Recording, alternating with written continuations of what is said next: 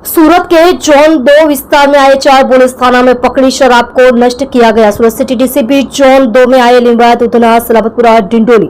Police थाना क्षेत्र में पकड़ी गई इंग्लिश शराब की मात्रा का डीसीपी श्री गढ़वी साहब की आगेवानी में नष्ट किया गया। काफी समय से डीसीपी जोन 2 विस्तार में आए पुलिस थाना में पकड़ी गई शराब को नष्ट नहीं किया गया था,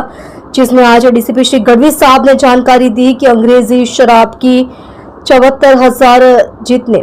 छोटी बड़ी बोतल मिल 80 लाख रुपए का अंग्रेजी शराब का मालमत्ता नष्ट करने में आया है, जिसमें एक्साइज के आला अधिकारी, एवेन्यू अधिकारी श्रीओ, एसीपी, डीसीपी, पुलिस इंस्पेक्टर सभी अधिकारियों की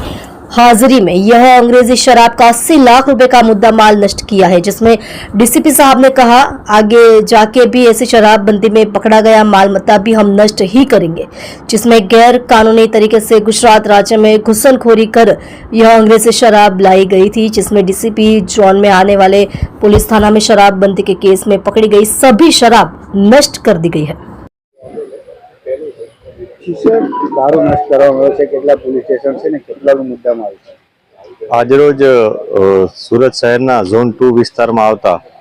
4 પોલીસ સ્ટેશન સલાબતપુરા, ઉધના, લિંબાયત અને ડિંડોલી આ ચારે પોલીસ સ્ટેશનમાં છેલ્લા ઘણા સમયથી જે પોલીસે દારૂનો જથ્થો પકડ્યો હોય એને નાશ કરવાની અત્યારે પ્રક્રિયા ચાલુ છે। આ ટોટલ જોવા જઈએ તો મુદ્દામાલ લગભગ 74,000 જેટલી બોટલો છે અને લગભગ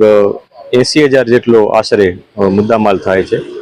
80 લાખ જેટલો મુદ્દામાલ થાય છે। આ મુદ્દામાલ અત્યારે નાશ કરવામાં આવી રહેલ છે કે જેમાં એક્સાઇઝના અધિકારીશ્રીઓ, રેવન્યુના અધિકારીશ્રીઓ અને તમામ પોલીસ સ્ટાફ અત્યારે પોલીસ અધિકારીશ્રીઓ હાજર છે અને તમામની હાજરીમાં આ મુદ્દામાલ અત્યારે નાશ થઈ રહ્યો છે।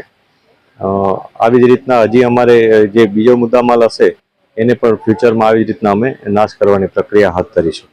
सब कई कई जगह पकड़ायो છે ને કેટલા પોલીસ સ્ટેશન છે? ટોટલ 4 પોલીસ સ્ટેશનનો આ મુદ્દામાલ છે કે જેમાં લિંબાયત, ઉધના, સલાબતપુરા અને ડિંડોલી આ 4 પોલીસ સ્ટેશન છે